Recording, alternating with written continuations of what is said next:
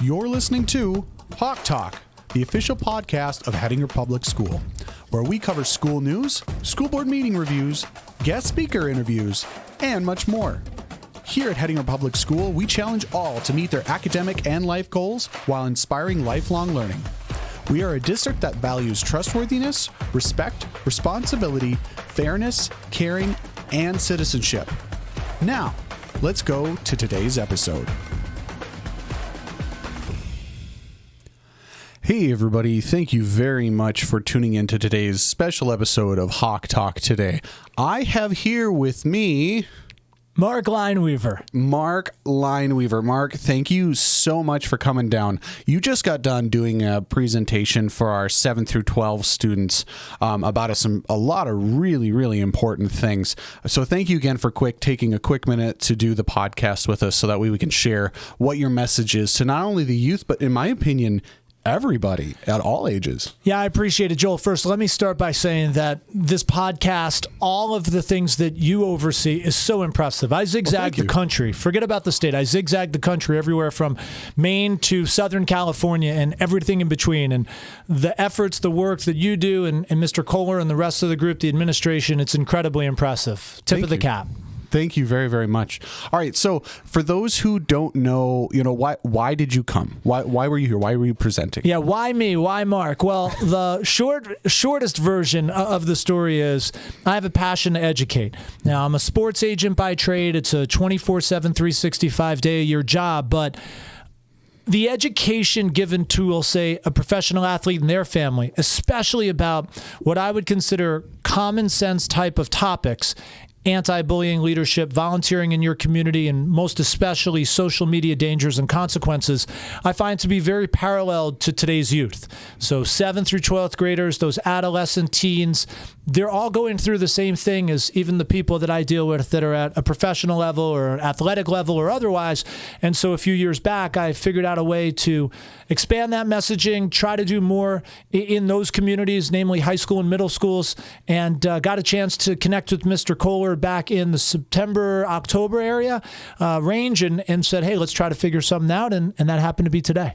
Wow. That's awesome. That's really awesome. Well, I was there at the presentation and it was really, really inspiring, all the things that you were talking about. What were just some of the main things that you kind of covered with our youth? Well, I have a bit of a formula. So it starts with social media dangers and consequences. I think one thing that we forget about in this world where the phones and the apps and we just quickly download and we're almost mindless with our instant reactions, emotional reactions. And this is something, again, that I talk to the players about, right? You see something, it's hard not to say something and not understanding what the ramifications or the consequences could be. So to really kind of drill down on real life, real world examples, whether it's following rap music and the use of racist remarks, the N-word, or perhaps it's homophobic type of slurs, right? Just, which is unfortunately in too many people's vernacular, but when that's posted, when that is shared, when that's on a group thread, those could have remarkably damning consequences to them. And I think for younger students, younger kids, that's what they are to their kids, 7th through 12th grade. This is important commentary. It's important topics to cover, and most especially, it's an important education to share. And I do see, teachers and coaches and administrators, they're trying, but it's challenging. It's really hard to break through. Same thing with parents. It's very challenging to break through. So whether it comes from me or someone else, the goal is it's an all hands on deck, full out blitz, and hopefully the messaging lands and it assists that one individual, if not more, to avoid an issue and possibly, damning consequences. Yeah, absolutely. And one of the things that you were talking about at the presentation about, those things being used, those mistakes that are made, especially if they're in the online realm, they can be forever and they can have long lasting impacts on their future. If they make a poor decision, it doesn't mean that it just goes away, but there's a track record to all that. Yeah. If somebody wants to unearth it, they're going to unearth it. Nothing is deleted. And you see it every once in a while. You'll see that celebrity, they find that tweet from a decade ago and I thought I deleted that. Nothing's deleted. Mm-hmm. And unfortunately, in some cases, it it results in it being weaponized, right? I even made the point in the presentation, for those that are in the public eye, the superstar, multimillionaire, they have a team to try to make that stuff go away. These young men and women, most people, right, not just the kids, even the adults, we don't have those teams to make this stuff go away. We live in a world where, saying sorry is not enough. To apologize, to suspend, it's not enough. People want to see people fired, and for young men and women, that firing could be not going to college, not getting that job after high school, not getting accepted into the military, whatever the example is for their individual choice. It's going to follow to them, and not just into those what would be college years. It could easily follow to them for the next 40 or 50 in a lifetime, because we live in a digital world. Yeah, and all of it's changing. We're kind of in the middle of that technology revolution right now, so the future is quite unknown when it comes to how that's going to go. So with all that in mind, a little bit later in your presentation, for the kiddos, you started talking about your character and like how that applies if you can handle things like bullying and all that stuff, how that all kind of ties in. Talk a little bit more about that. Yeah, I think first off, character and culture go hand in hand. So we live in a small community here, or you live in a small community, but I think generally speaking, any school, even if there's 5,000 students, that's considered a culture, that's considered a community. And I think the leadership as a person, especially in anti-bullying, is at an all-time high. It's a necessity. It's a requirement. So, I like to challenge athletes who, we all go to the games on Friday night and we show up to the gym and we cheer them on and we put them on this pedestal to be celebrities in the towns in which they live. Well, with that celebrity status comes social responsibility, and that is to lead in anti-bullying initiatives, because the same people that are following you and cheering you on are the same ones that will follow you and cheer you on in those off-the-field, off-the-court initiatives, namely in anti-bullying. So I try to end every presentation, while I start with those dangers and consequences of social media. The social media is where you see the bullying exacerbated. When I grew up, it was a lot of name calling, right? And I think for most adults, it was what you were told and what you were called in school or on the bus or walking to and from, but not anymore. It's because that bully exists on social media with the different apps and the platforms and even the group threads. And we're seeing these students, unfortunately, take extreme measures to try to make the bullying stop. So at the end of every presentation, not only do I like to address how concerning the bullying is, but find the leaders that already exist in a community. Again, highlighting the athletes, recognizing their accomplishments as athletes, but also the necessity of that social responsibility to be leaders in anti-bullying initiatives. And then conclude with, look, too many of these kids, heck, there's plenty of adults that are literally bullied every day. And everybody's got an ability. Everyone does something great. And you take that ability and you combine it with courage and confidence, which every single person has inside of them, whether they know it or show it, they have courage and confidence. And you put those three together, it is a recipe for Teflon. It becomes literally your Teflon. There isn't a bully that can penetrate it. And the sooner you commit to that, I think the easier life becomes, the more confident you become, and your path forward truly becomes your own. Wow. That's awesome. So one of the things to maybe a little bit dial back a little bit, for those of you who are listening, I'm sure right away you're thinking at this point, well, who's this guy think he is? Just spouting all this stuff. Very true. Who is this guy?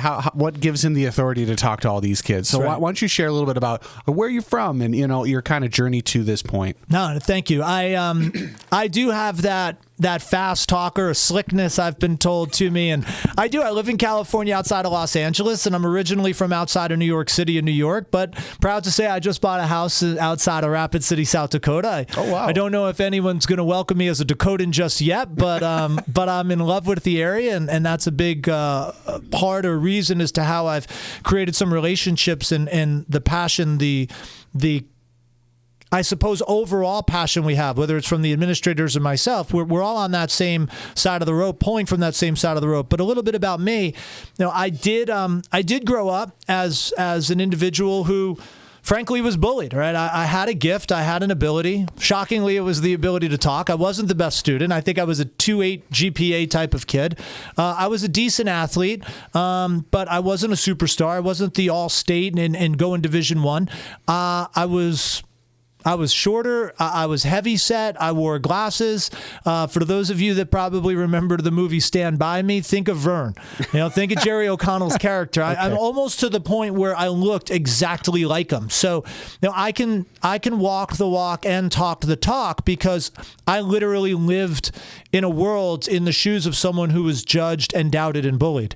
And I'm a big believer that life is like the alphabet. It is from A to Z, with Z being your dream life. And we're all trying to get to that proverbial Z. It's not about how or where you start that alphabet. It's all about how and where you finish. And so being from New York, being a pretty good talker, not the strongest student, not the strongest athlete, but taking those experiences, that education that I gained, even away from the classroom or away from the field in middle and high school, and then through college and into the real life, real world, where it's not like bullying stops. It's not like issues that we talk about today all of a sudden go away. How could I manufacture that into giving back, paying it forward, helping others, maybe having that information, that messaging land to that one student where it does change their life? That's kind of the arc. But for someone who I work in professional sports. I live in Los Angeles, that whole Hollywood, what you'd close your eyes and imagine it to be. It is pretty much my 24/7. But I don't golf, ski, snowboard, surf. I educate. And I try to use those experiences to come to North Dakota and beyond and make a difference. So that's a little bit of the genesis. I'm probably a tiny bit long-winded with that answer, but a little bit of the genesis of how and why I believe I'm qualified, because I was in that position and I was talented enough to take my personal life, my personal career to a certain point, but at the same time, give back, help others, and hopefully inspire to make a difference. Okay, so we've kind of explained some of your genesis, but what about your career history? What area are you involved in as far as like what you've been doing work the last 10, 20 years? Well, I'm a sports agent. So if you've ever seen the movie Jerry Maguire, I'm a lot more like Bob Sugar. Okay, I'm the bad guy in the movie, and I make this sort of tongue-in-cheek joke, which is, Bob Sugar was a good agent. Okay, that is the job. There are no Jerry Maguires. So in terms of if you were trying to imagine what I do on a fairly daily basis, it's very much like that. People say, do you watch Ballers and The Rock's character, or Arliss, which was a big show a few years back? I think the Bob Sugar character is basically a good understanding of my world and what that job looks like. But at the same time, you could choose to be that type of person, or you can choose to be something else. And I choose to be something else as an agent, which is an educator, right? Mm-hmm. Just because these players and their families are at the highest level for baseball, the major leagues, right? Basketball, football is going to be the NBA, the NFL, across the board. Even here in state, right? I consider North Dakota State, especially their football team, that's like a professional team, right? That is, everyone looks up to them. They win national championships, right? So to that student, that person, those families, while they might be gifted and celebrated, they are actually going through a lot of the same type of things everyone else is going through. So to be able to have education or conversation about when they get blown up on social media and having the discipline, or how do you respond to that or not respond, to use their platform to give back, help others, volunteer in the community, to be leaders in anti-bullying, that is what I do. As an agent, sure, you negotiate the contracts and you get endorsement deals and you have hookups to free stuff. And I made a joke that one of the hardest things I've had to do in my career is try to lock down tickets to Taylor Swift this year. I got tickets to the Super Bowl in 5 hours. It's taken me 5 months to get tickets to Taylor Swift for one of the players. But that is what you'd expect the job to be. But I take a lot of pride in, these are still people too. And the messaging that I would give to a professional player and their family is the same I'd give to an adolescent. So a big part of my job is to educate. Sure, we're all publicists, or we're all accountants, right? We look at their images and we look at their keeping their books, but more than anything, I think we play the role of therapists, someone to talk to, and good, bad, and different. And that is no different than what happens here at the 7th through 12th grade level. And that starts with the teachers in the building, the administrators in the building, the coaches on the field, and the parents in the community. You don't have to be a celebrity. So I've tried to blend those two worlds and really shrink those worlds to have these young men and women realize that they're not a whole lot different than those people that they follow, that they cheer for, that they buy tickets for, that they watch on television, and they all have a whole lot to lose with unfortunate mistakes that happen on a minute-by-minute basis. Absolutely. And also, too, that they're that node in a network where they may feel like they can't impact very many, but they really can.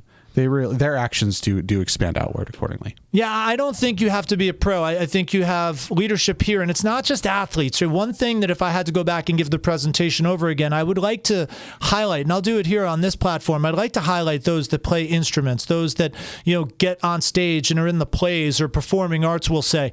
That requires a ton of practice. That's a unique skill set. That takes courage to get in front of people. And I think even trying to combine the worlds, everyone's going to the athletic games and supporting that. Well, I don't always see enough in the supporting of performing arts. And could you imagine the entire football team or the entire basketball team at the play or at the winter concert or at the Battle of the Bands or whatever it might be here in this community? So I'm a big believer in those types of things of bringing everybody together. But yes, that's a very, very valid point. Yeah. Gotcha. Well, awesome. Well, before we kind of wrap up here, was there anything else that you wanted to share with us before we kind of wrap things up? Yeah, I suppose the one thing that I always like to try to almost summarize is we all have busy lives, right? And we all are running around, and whether we're in school or we're at the job, and we have highs and lows, and it's always about, well, I don't have time. Everyone has time. If you have time to scroll through your phone, if you have time to binge watch Yellowstone, if you have time to do those things, you have time to sit down and speak to whether it's your students, whether it's your children, whether it's your friends, whether it's your family. You never know what that other person is going through. And I think life is harder, not just for kids, but for adults. Life is harder than it's ever been. And we don't live in a world anymore where you pick somebody up and you're driving from A to B and you have a conversation. We're on our phones, or the chance to travel from A to B. We're downloading the Wi-Fi and we're binge watching a show. You're not talking to your neighbor. Do not forget the impact that you can make on a daily basis by just smiling. Smiles are contagious. The ability to ask how someone's doing, how their day is, and being genuine, not just in passing. All of us, to a degree, we're heroes. We're all celebrities. There is somebody that looks up to us. They might not be stopping us in the street and asking for random selfies, but everybody is a hero. Everybody is a lot like a player that I represent, right? They have fans, and whether it's friends or family or coworkers, your fans, they are watching. They're watching your every move. And that influence, that inspiration, that difference you can make, it's powerful. And I don't think enough people realize that. And it starts with making time. We all have time. And you don't need a lot of time. But try to really undividedly carve out time for those that are close to you, because it doesn't always last forever. Wow. Awesome. Well, I want to thank you again very, very much for coming in and talking with us today, and making the drive down. And now, if I'm correct, you're on your way to Beulah next? Yeah, I'm Beulah next, and then off to Napoleon, then West Hope, then Thompson, and then driving out to Minneapolis to fly to Florida on Friday afternoon. So that's all just within a couple days. Yeah, I flew in yesterday from Los Angeles. I was having lunch in Anaheim with a player on the Washington Nationals before they played the Angels, and then right after the lunch, I hustled to the airport, flew through Denver to Rapid City, was up early this morning for the drive, which, by the way, it's just such a gorgeous drive. I've been fortunate with great weather all throughout my trips to North Dakota. But yeah, a lot to do, and I don't drink coffee. I know 5 energies, nothing like that. It's just the passion and the excitement that I think we collectively have. Yourself and the commitment you make, Joel, to the school, everything you do with the podcast and the difference. I'm telling you, I wasn't just saying that at the start, and Mr. Kohler, Mr. Erickson, the whole crew, Mr. Siemens, it's just everybody, certainly all the teachers. It's just the passion and the pride, I think, that this community has. It's the reason why I was here, and it's been an honor to spend a little time this morning. Awesome. Well, thank you very much. And thank you very much to all the listeners who tuned in today. And remember, you can listen to Hot Talk anywhere that you listen to your podcast, whether it be Spotify, Apple Podcasts, any of that stuff. And have a great day.